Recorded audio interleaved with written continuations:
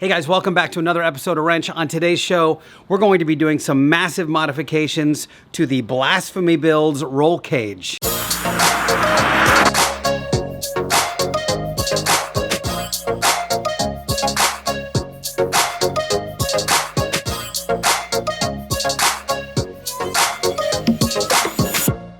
Welcome back to the channel. I'm Michael, your host. Behind me is a 1969 Porsche 911S race car that I'm converting back to a street car. And today we're going to address one of the more race car pieces of this vehicle, and that is the roll cage. Now, this car was built with zero street purpose in mind. It was an absolute purpose-built race car with a fully integrated roll cage, including NASCAR bars. These are the bars that are on each side of the door. They're big, massive, impact-resistant bars to keep the side swipe protection intact. Now, this car has a crazy integrated roll cage that I'm going to take you guys on a tour of in a second. But I just want to talk about what it's like to have a roll cage in a street car. In general, it's nice to have a roll hoop behind you. God forbid something happens and you go on your roof and it protects you. These cars are 50 years old. They don't have airbags, so it's nice to have a little bit of protection. However, when you have roll cages in street cars, you got to think about one thing. And that one thing is your head is mushy. Steel bars, not so mushy. When head meets steel bars, bad things happen. So you don't really want to have a front hoop or side bars, because even if you got into an accident that's like 20 miles an hour, if you conk your head on that thing, bad things happen. Now, the full upside of having an integrated roll cage in the car is that it makes the chassis super stiff. And when you see how this thing has been integrated, you'll see exactly what I'm talking about. So what I'm going to do here today is modify the roll cage so that it can coexist with a street car, but still be integrated. I'm going to keep as many of the benefits as I can and remove the stuff that is potentially dangerous to drive around on. So let me take you through a tour of the cage right now, and I'll show you what we're dealing with. By the way, in this video, I'm going to make my first attempt at TIG welding some of this roll cage. And if you thought my MIG welding was bad, oh, you just wait, little fella, you just wait. Okay, so here's a bit of a tour of the roll cage. This is where the NASCAR bars were. They had these fixtures that would put them on the side, and I had two of them, one on the top and one on the bottom. I've since cut the fixtures out on this part of the cage and left the rear hoop. So I have a rear hoop here. The rear hoop has extensions that go back and into the engine compartment. And look how strong.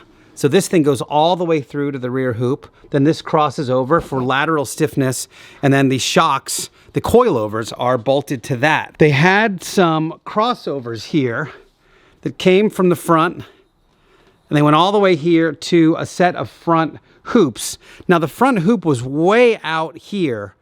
And even if I wanted to leave it, which was the original thought, is that I was going to leave it and really try to like push it up front, it didn't look good. And I was still concerned about how I was going to keep myself safe in the event of an accident. But we've got this nice front crossbar that goes then into the front of the car. Again, all the way up front here, and this beautiful lateral brace. So the whole front end and the whole rear end, super stiff. What I need to do here is modify the cage in a way that I continue to have the benefits of this front cross member, which I can't really cut out. It would be too much to eliminate. And honestly, I really like what it does for the chassis and the rear hoop. So I've got to get rid of these top crossbars. So I've got to cut those out. I've already gone through and ground out all of these rings. These are like for seatbelt mounts. If I do some seatbelts in here, I'll just loop them over the bar instead of having them in these hooks. And then I'll have hopefully regular seatbelts as well. So I need to grind these down up here, grind this thing down here. So right here is where things start getting very interesting. This area is too tight for a curve. A curve needs to come out to like here to actually work. So I need to do a 90-degree angle, and that's what I've been practicing with my TIG welds here. you can see, if this thing will focus, that I'm going to do some sort of joint that comes down like this and finishes the bar down here at the bottom. But I was just trying to practice my TIG welds first. But this is the idea, is to get something along these lines that I can then weld up, and that will finish this front end with this nice little brace here that hopefully won't interfere with the door panel, which is the other concern I've had, is being able to actually shut the door and not interfere with the door card. So that's the plan for the day, is to start really cleaning this stuff up, fill these holes. We're going to do a lot of welding and a lot of grinding today. I think I'm going to start by cutting these two guys off, and then I'll just kind of get in here and start grinding my life away again.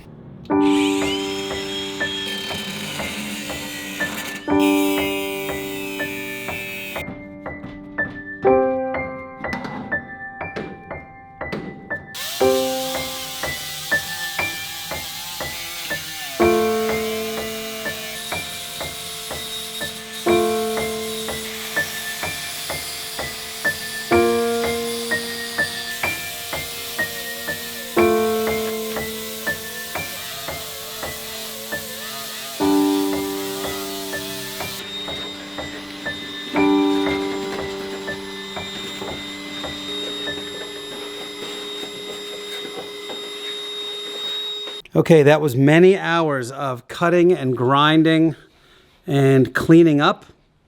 Got everything all pretty much clean. I've got these platforms, which were just totally full of all this adhesive and a bit of roll bar. That's all cleaned off and ready for its new roll bar piece. And then I've got to cut these off here and try to get a nice clean cut so I can weld this thing on when the time comes. And then I've just got to weld these holes up, which I think I might do tonight while I'm still cranking away here.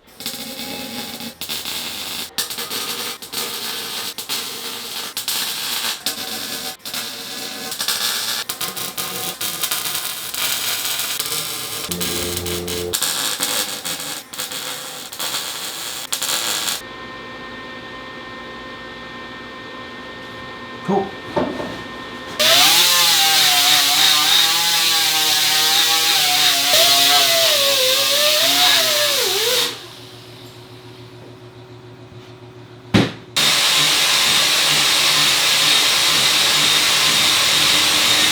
So you guys have just watched me clean up these tubes. This is the exact same recycled roll cage tubing that I cut out of the car. And I've got enough to make a long piece and a short piece.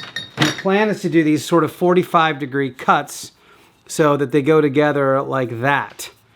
And I may actually do one more and practice before I do these two pieces. I really do want to get this down and really get my TIG welding skills a little bit better. But I was making some progress on this one before I stopped, so I may give this a go one more time, maybe clean this one off and try to do a couple of 45-degree angles.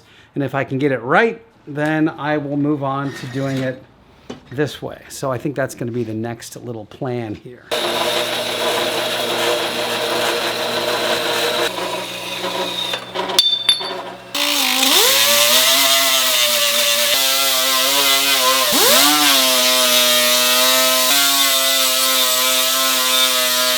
But I got this thing cut and cleaned up, and then that is how it all fits together. Let's see. Got a nice, beautiful fit. So here's where we practice the TIG welding part, and it doesn't go that well. Now, I really don't need to TIG this. I just want to practice it. And I want to use this beautiful welder that Eastwood sent me. So months and months and months ago, Eastwood sent me their TIG 200 digital welder. And first and foremost, it is so much more welder than I am capable of at the moment. It does steel, it does aluminum. But the problem was I didn't have a 240 outlet in my house. So I had to wire up in my garage a 240 outlet, and I'm renting this place. So it was a whole thing.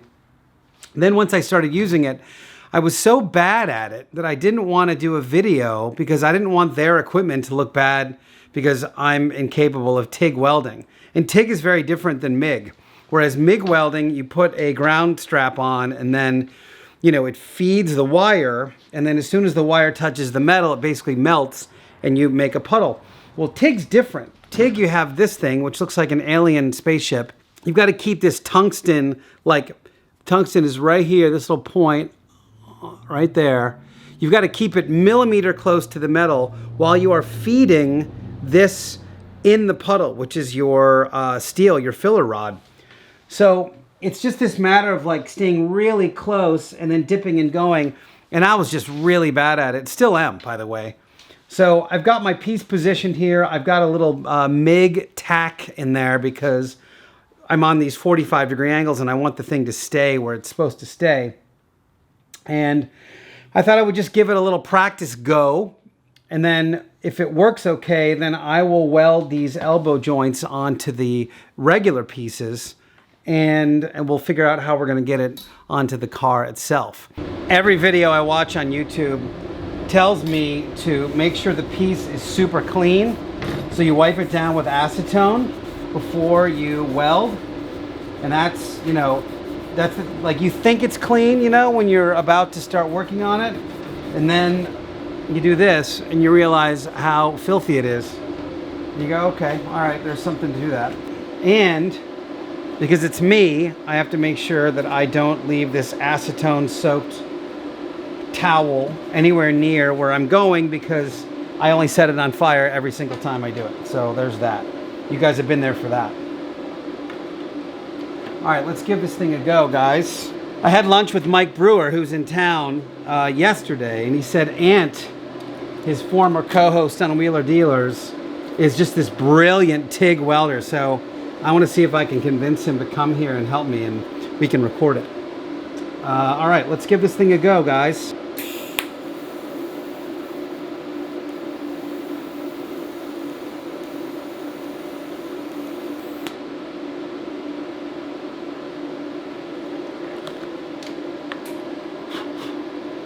All right, first round was pretty good.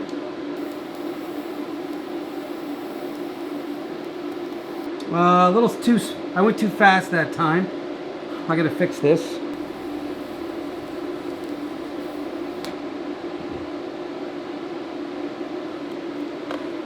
Again, not pretty, but effective. Okay. Show you my first little row here. There's my first row. Those aren't bad right there. Then it got really pigeon poopy because I couldn't see very well. For some reason my helmet is flashing on me and I can't just see the bead as I do it. But let me flip it over. At the moment I'm happy not just to touch the tungsten and fuse it to the piece, which I keep doing. Which is very much a rookie thing to do. I'm making all the rookie mistakes you can make when you TIG weld. One thing I'm told is that beforehand, if you can like move your hand the way you want to move it while you're welding to make sure you have enough range, that's not a bad idea.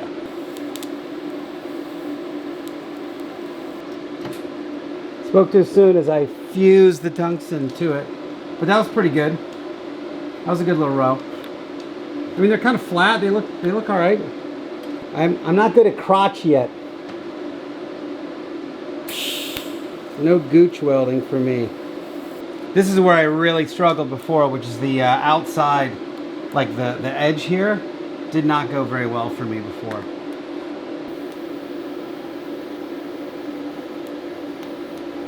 Well, that looks pretty darn good. They're right there. All right. A little proud, but I ain't too proud to beg.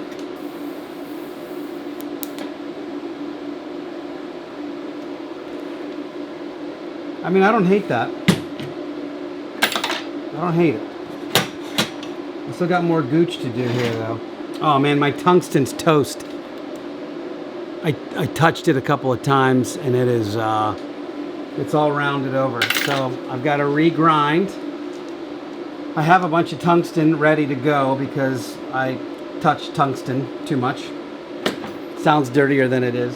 I'm going to try a little more stick out, as they say, so that I have a little more range on my gooch here. Like, I really want to get into this crevice, and I'm wondering if that'll help.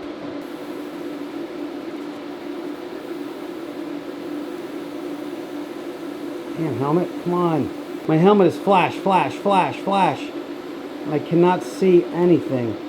My helmet was like, psh, psh, psh. For whatever reason, it freaks out sometimes. Yeah, it's hard to do these. I'm not good at this at all yet. Yeah, the gooch is bad, guys. Not good at the gooch. This part at the beginning was pretty good. I got a little proud on the outside of this.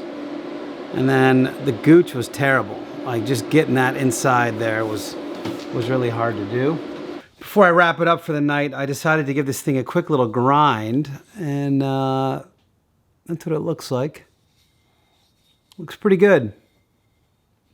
The gooch is still really bad. I just watched a YouTube video and hopefully my upcoming gooch tomorrow will be better. Hey everybody, Merry Christmas. It is a wonderful Christmas day here in Southern California. I spent a lot of Christmas Eve working on my TIG welds, and today I'm hoping to be able to finish this little roll cage modification. Check this one out. Look at that guy. Let's see if that'll, look at that. That's like a real weld right there.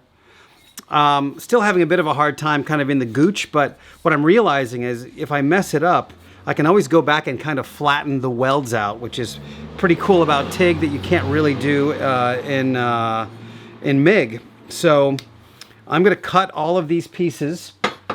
I need to cut 4 pieces with a 45-degree joint and clean them all up, and then I'm going to weld them together into 90-degree chunks and then figure out how I'm going to fit them to the car.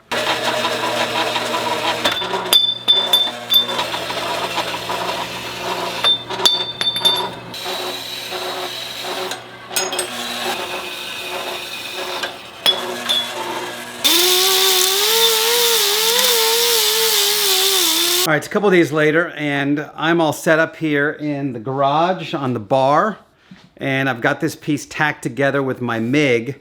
Now, could I assemble this and weld it with the MIG? Probably, but I really want to try to get better at TIG welding, and I've been practicing. I have all kinds of pieces here that I've been trying to practice on. Some look better than others. Some look all right, actually, and then some look awful. But, you know, I realized that I got to just do it. I got to just make this thing happen. What I think I'm going to do is just kind of weld like a 1/2 inch at a time and hope that that is going to be okay. Is there a chance I'm going to grind it all off anyway? Probably. There's a pretty good chance of that, but maybe not. Maybe I'll make it look okay and won't have to. I totally nailed it until I got my tungsten stuck. But this looks awesome. I did a really good job right there. I wouldn't mind a slightly deeper penetrating weld. But the weld itself looks rad. I just have the rod sticking out.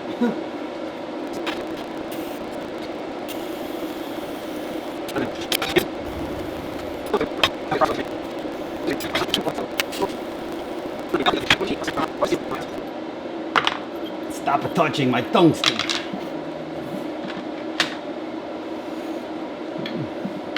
Pretty much me burning through like 7 or 8 of these in one session is not out of the question. It's all learning curve. You know what? Embrace the suck, you guys. You got to embrace the suck. When you're not good at something, you got to just keep doing it until you're good at it. Right now, I am not good at TIG welding.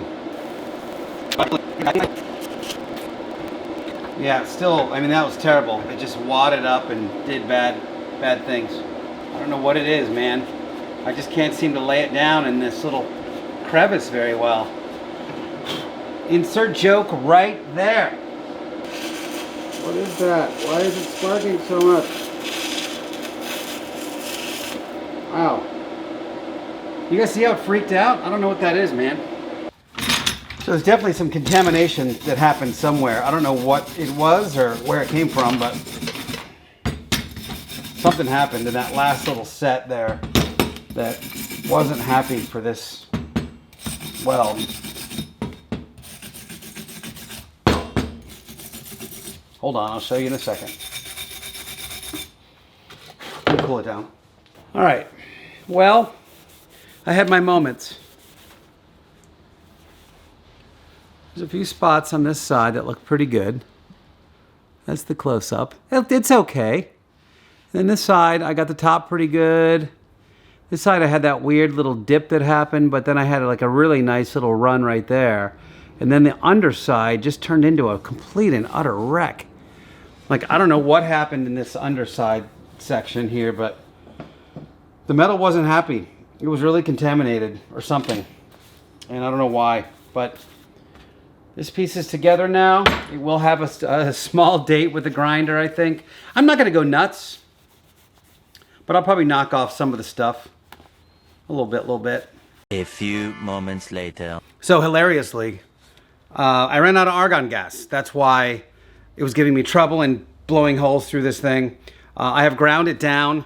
Everything's closed right now, so I can't get more argon gas. So I'm just gonna go ahead and weld it up with my MIG welder and then grind it down because I wanna move the F on from this little piece of the project. A few moments later. So this is such a saga.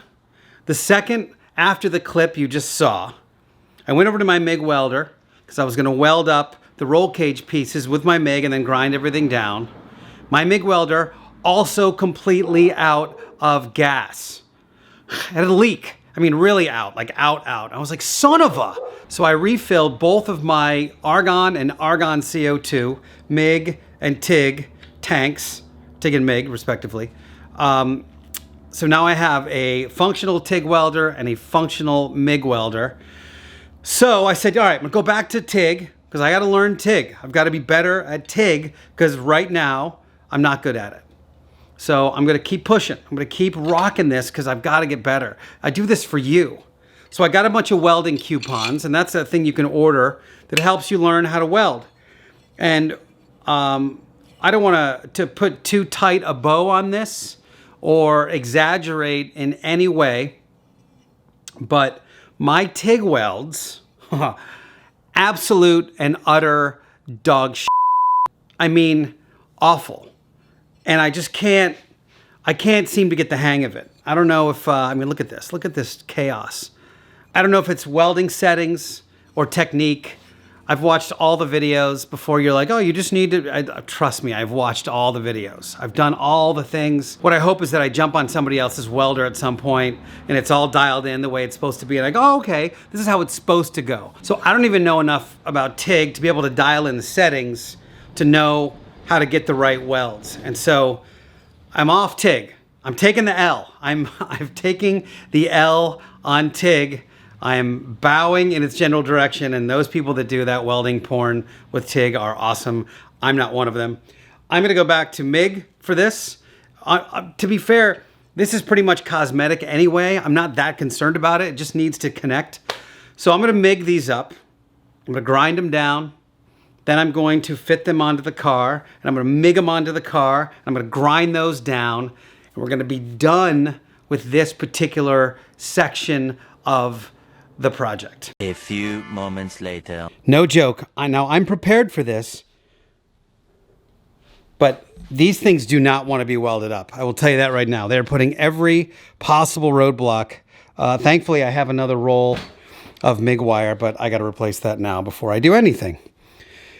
Go team.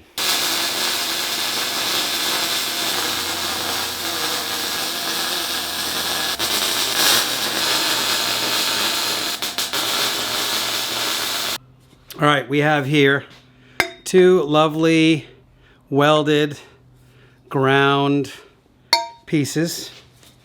I don't know why I didn't do this to begin with, but you know, I tried, baby. I tried, TIG. So this thing is really close. What I have to do here is trim this piece of roll cage. The problem is I'm not gonna have a ton of space to weld in here, but it's gonna be close.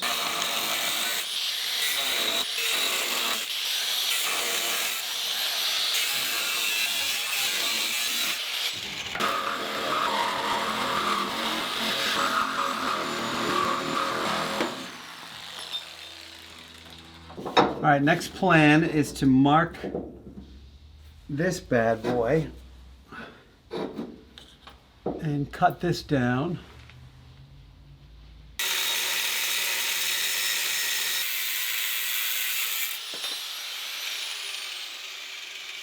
All right, so we are very close. I'm still like, 1/8 of an inch too high here, but I'm actually going to just use the grinder to grind it down until it's right.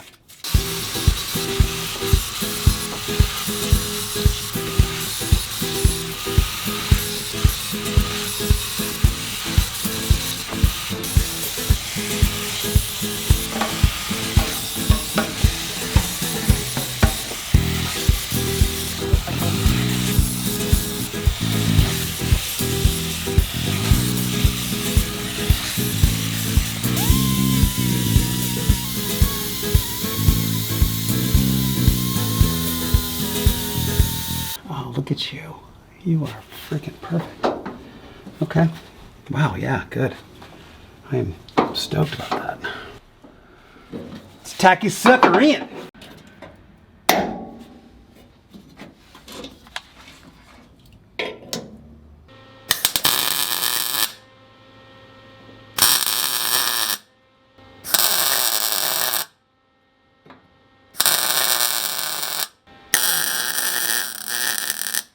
All right, so we are all set, tacked in, totally flush.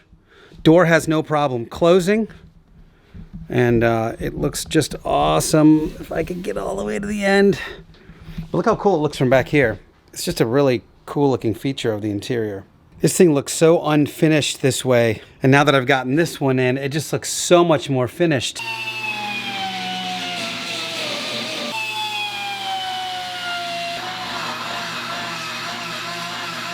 All right, there it is in all its glory. Man, this thing just looks so cool. It's got such a nice finished feel to it now. And it's just super clean. So what I'll do is, I've cleaned this thing up with a die grinder, but after I blast the interior, I'll be able to put a little bit of fiberglass filler here and sort of smooth that out. So it makes a really nice interface. All right, well, that sucker fought me every step of the way, but I'm a person. And it's a thing, and people win when it's people versus things. Incidentally, I have a brand new course coming out, so if you're someone who is into further education, it's called How to Suck at TIG Welding, and it's a comprehensive guide on how to blow holes through things and be really bad at TIG. So it's free, so anything I can do during these difficult times, the better. Anyway. Hey, if you haven't already, by the way, Rennch.com/high5 is a way that you can support this channel. Mostly it's an Amazon wish list of things that I need to build this bad boy. But more or less, it's just various ways you can support the channel since I don't really monetize it. Hey, guys, this sucker really helped. Like, seeing this thing finished now and seeing this beautiful... Hey, Ben. I'm recording. You can hold on with the squeaky toy for 1 second. This thing just really finishes the interior really well. And it just looks so much better now, opening the door and seeing this nice, like, these finished pieces now. So super stoked about how this thing came out. And I'm glad you guys were here to witness the debacle that was getting these damn stanchions. Is that what we're calling them? I don't know. Extensions? Roll bar, thingamabobs. Anyway, it all works out great. Thank you guys, as always, for watching. Hey, consider subscribing if you haven't already. We'll see you next time.